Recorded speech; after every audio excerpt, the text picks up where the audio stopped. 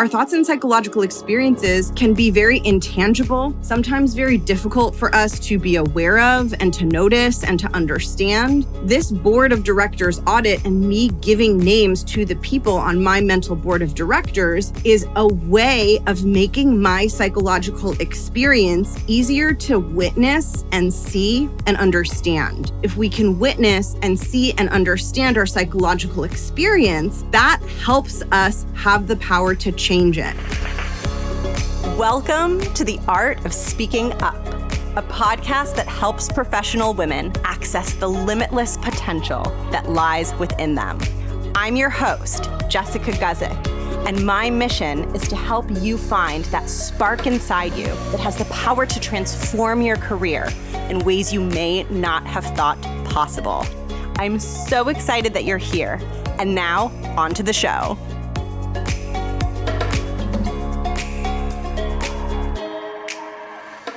Welcome to the podcast and welcome to part 2 of my episode series on mindset and changing your inner psychological landscape in order to feel more confident and take up more space at work. So what I'm going to do is I'm going to give you a hyperspeed recap of part 1 just for continuity's sake, but just know that this episode is meant to be listened to after you've heard part 1. So it's not going to fully make sense or sink in unless you've listened to part 1. So go back and listen to part 1 if you haven't already. But the super quick recap is in part 1, I shared with you this idea that we all have a fictional, imaginary board of directors or like advisory committee that lives in our minds. And I think of all of the thoughts that we have about us and how good we are and how much space we're worthy of taking up in the world.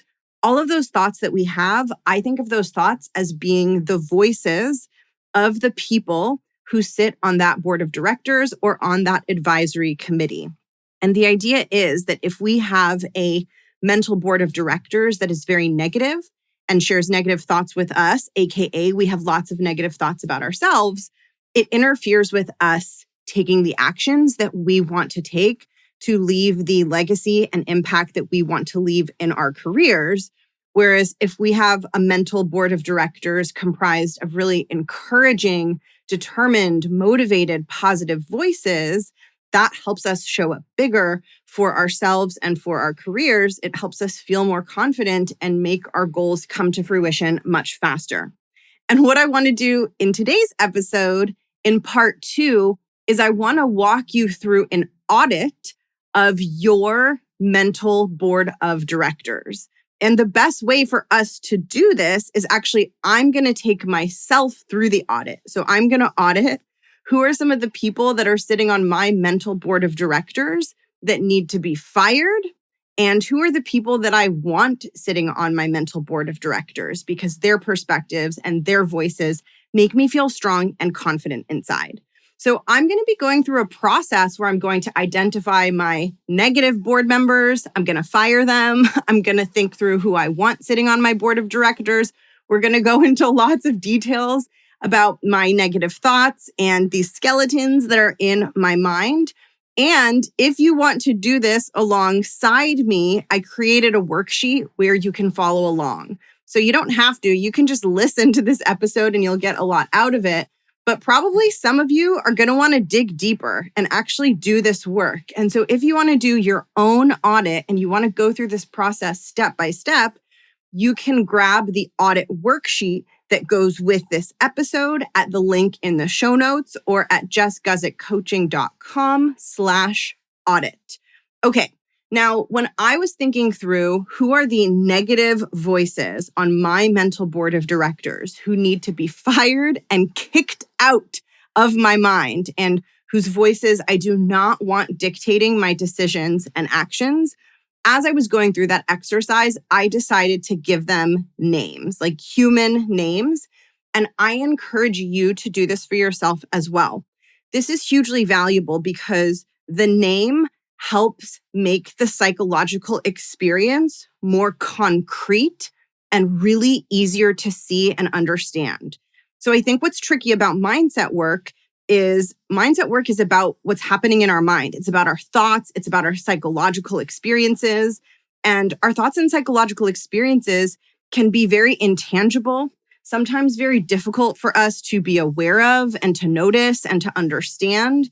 And so this board of directors audit and me giving names to the people on my mental board of directors is a way of making my psychological experience easier to witness and see and understand. And if we can witness and see and understand our psychological experience, that helps us have the power to change it. Because a big reason that we often get stuck is that the thoughts we're having and the mindset patterns that we are getting stuck in, they're happening so fast and so automatically that we don't even realize they're happening. And we don't even realize that it's our own thinking and our own mindset that's actually keeping us stuck. And so for me, by naming the people on my board of directors that need to get fired and kicked out, I am slowing down my own thought process. I'm giving myself space to look at it and observe it. And when I look at it and observe it, that gives me the ability to make decisions on how I want to respond to it when I notice it coming up in the future. I share this with you because so many women who listen to my show and so many of my clients want to experience psychological change.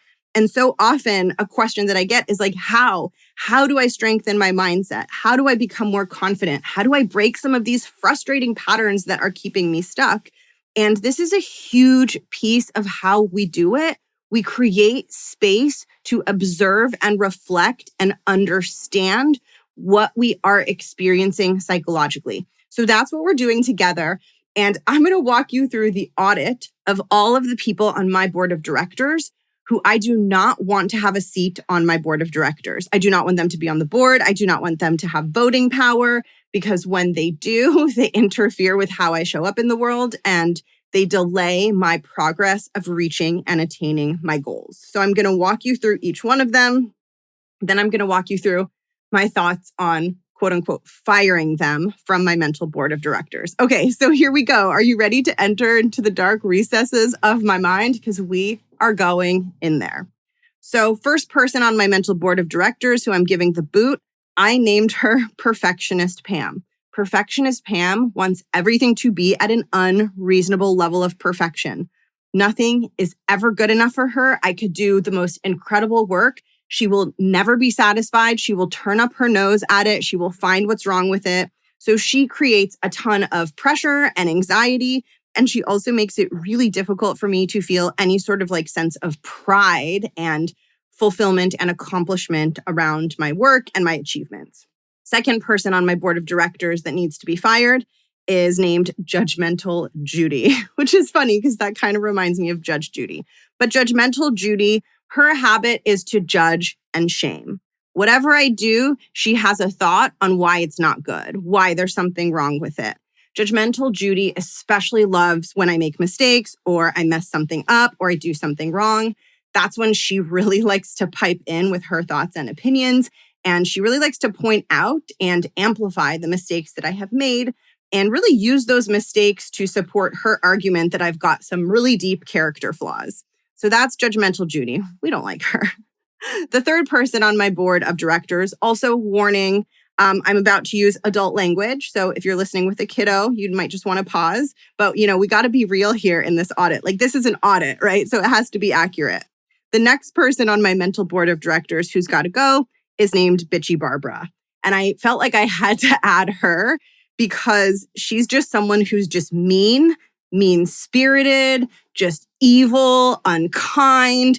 And she has all kinds of just mean thoughts. Like she just brings this dark energy and she loves to find ways to insult me and just find things about me that she thinks are distasteful. She's similar to Judgmental Judy, but I would say with a darker undercurrent. Like she's meaner and harsher than Judgmental Judy.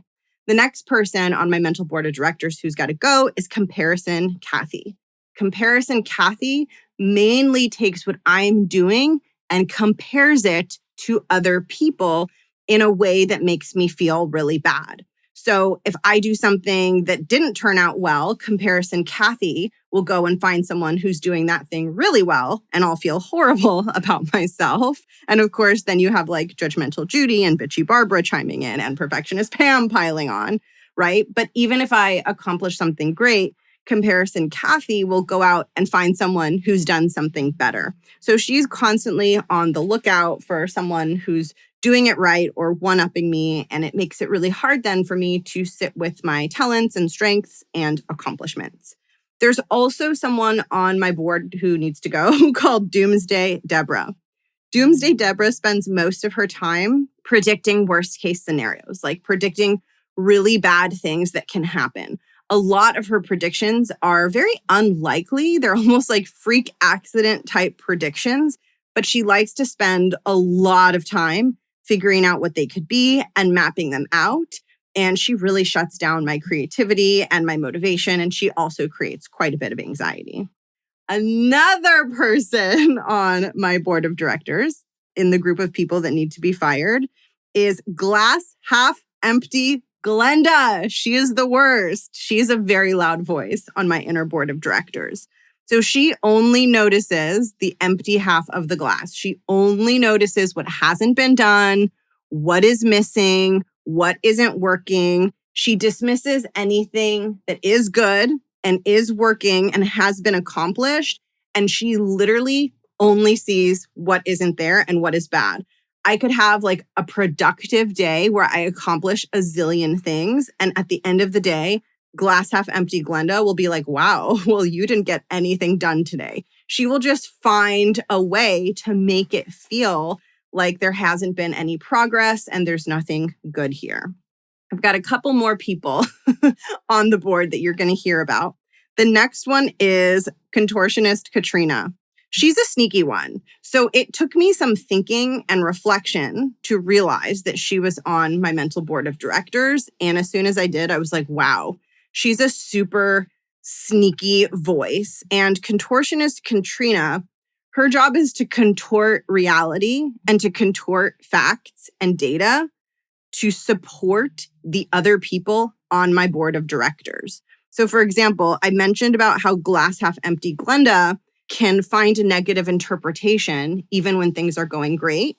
So contortionist Katrina will partner with glass half empty Glenda and contort the facts. So let's say I accomplished something really big, like I finished writing an ebook.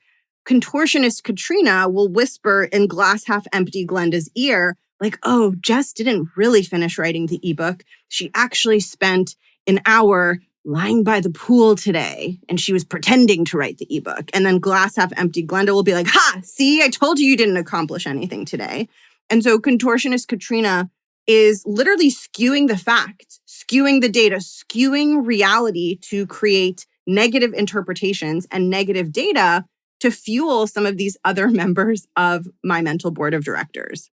Finally, the last person on my list is anxious Abigail. Anxious Abigail just likes to worry about everything. Her main job is to collect facts and find things to worry about. Now, she's actually well-intentioned. She's not trying to make me feel bad like some of the other board members are. She's trying to protect me, and she's like really legitimately worried that bad things will happen.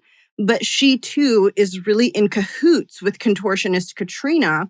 So a lot of her anxiety isn't coming from what's real. It's coming from the lies that contortionist Katrina feeds to anxious Abigail. So as you can probably see, contortionist Katrina plays a really key role on my board of directors where she supplies a lot of inaccurate facts and data. The phrase fake news is coming to mind. She supplies fake news to the other members of my board of directors to fuel their voices. Okay, so if you're doing this exercise, this might give you a sense of who some of the people on your mental board of directors might be. They might be the same as mine. They might be different. In the audit worksheet that I mentioned, I listed out all of the members of my board of directors that I talked about here on the episode, so you can use them as inspiration and to help you identify your own experiences and who's on your internal board of directors. And now I just want to talk a little bit about how these members of my mental board of directors impact my confidence and my behavior. And then most importantly, I want to talk about how I think about firing them from my mental board of directors and who I replace them with. So as part of this exercise, it's really important to not just identify who's on this mental board of directors, but also to identify when I allow these board members to be the ones approving my decisions, what kind of decisions do I make? Because remember, the idea behind this is that they're an advisory committee and their opinions are dictating your actions, right? That's what we talked about in part 1 of this series. So when these voices that I mentioned, perfectionist Pam, judgmental Judy, bitchy Barbara, comparison Kathy, doomsday Deborah, glass half empty Glenda, contortionist Katrina, and anxious Abigail, when these board members have decision power and have voting power on my mental board, what happens is I don't want to take any risks. I don't take risks. I don't exit my comfort zone. I don't do things that are like scary or new or uncomfortable. I don't show up big. I don't have like a loud voice. I don't express myself in a really bold way. I also don't trust myself. I don't like act on my intuitive impulses and the ideas that come up. I kind of just like dismiss them and let them fizzle away. I also don't act on like bursts of creative inspiration. If I have an idea or something I'm excited about, instead of following it and acting on it, I'll just like let it die out and let it fizzle away, because all of these board members are going to have so many critical thoughts about it and about why it's not good enough and about why it's not going to work and about why I shouldn't do it. And finally, the other way that these board members impact me is that I feel really tired. Not necessarily physically tired, but mentally tired. Like I almost imagine all of these voices in a room talking all day long, just like listening to that cacophony of voices. Oh my gosh, I just used the word cacophony for the first time in my life in a sentence. Woo, yay me. But like listening to that is so draining. It is so exhausting. And it leaves not much energy left to do anything else. Like even if these board of directors members weren't making me feel risk averse and small and afraid and anxious and scared, just the sheer exhaustion that I would feel from listening to their voices on its own would be enough to get in the way of the behaviors that I want to take that get me closer to my goals and dreams. And so for me, I make a decision that these board members are not allowed to be on my mental board of directors, because if they are, I'm not going to get the things that I want in my life and in my career. I'm not going to feel the way that I want to feel. I'm not going to feel capable and confident and powerful and autonomous.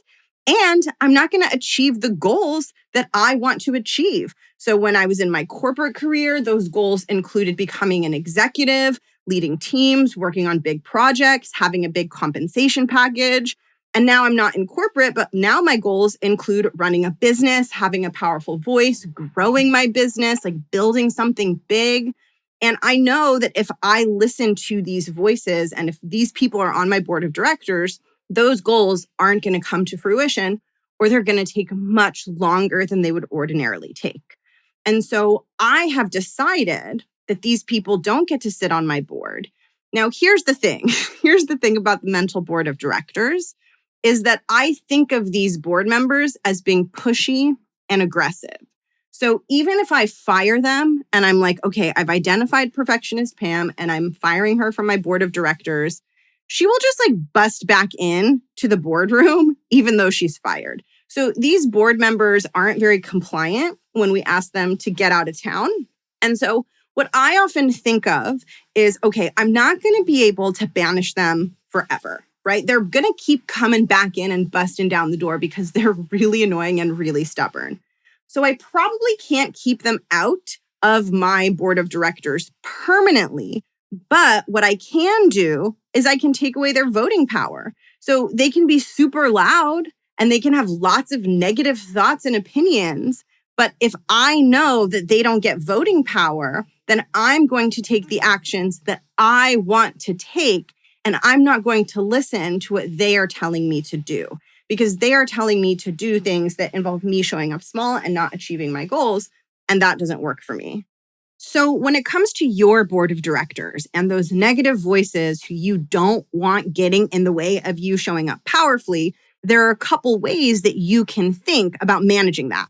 Of course, the ideal is to just kick them off the board, to fire them. And while they are stubborn, I have seen within myself and within so many of my clients that after a certain amount of time spent working through a negative thought pattern that we keep on having in our minds, we often do get to a point where those thoughts just stop coming up and that board member is just permanently fired from the board. So one example for me is glass half empty Glenda. I used to really struggle to see the good in any situation, but especially the good in myself and my own accomplishments and the things that I was working on. And it was one of the more stubborn pieces. Like she was one of the louder, more stubborn members of my board of directors. And because I was so aware of that and really wanted to adjust that and work on that, that's not something that really comes up for me. Like maybe every once in a while she busts into the boardroom, but it's not frequent and it's pretty easy for me to push her out. So the ideal situation is that you do the work and that board member is done, fired, kaput. They're not there anymore. But to take the pressure off of you and so that you don't feel this sense of like, well, if I have these negative thoughts, then I'm doing it wrong. What I like to think about instead is number one, taking away their voting power, making sure that these negative perspectives and negative people on your board of directors aren't dictating the choices and actions that you make day to day. And number two, this is what I'm going to get into in part 3 of this series. One of the most powerful ways to weaken the negative voices on your board of directors, especially if they're stubborn and it's really hard to fire them, is to fill your board of directors with the voices that you do want there. So you drown out the negative voices by flooding your mental board of director with positive, encouraging voices. And so in part 3 of this series, I'm going to walk you through the people that I intentionally, quote unquote, curate for my mental board of directors. So if I don't want perfectionist Pam and judgmental Judy and bitchy Barbara on there, who do I want on there? Who are the board members that are going to support me? And what type of energy and perspective do they bring? So in part 3, that's what I'm going to dive into. And that is one of the most important pieces of all of this. So make sure that you listen to part 3. And if you want to do this exercise for yourself and you want to identify who's on your board of directors that needs to be fired, who do you want to bring in? If you want to see the names and descriptions of my board of directors people for inspiration, you will find this on the worksheet that goes with this episode. And you can grab that worksheet by clicking the link in the show notes or going to jessguzikcoaching.com/audit. Before I close out this episode, I also want to remind you that enrollment for my group program is coming up. Doors will open towards the end of September, so keep your eyes peeled. If you like mindset work and if this inner work is what you want to do more of, which I recommend you do because it is one of the most powerful ways to transform your confidence, you will love the Art of Speaking Up Academy. I help you develop a strong, confident voice, not just by teaching you the tactical communication tools that you need to really shine when you speak, but more importantly, to help you do the inner work to strengthen your self-confidence, because a strong, effective, powerful voice in the room comes primarily from you having deep belief in yourself and your capabilities. If that's a transformation that you are so ready for, come join me in the next cohort and make sure to add yourself to the waitlist so that you don't miss the enrollment period. And I will put the link to the Academy waitlist in the show notes. I'm so happy you're here and I am so excited to catch you in part 3. So I will see you there.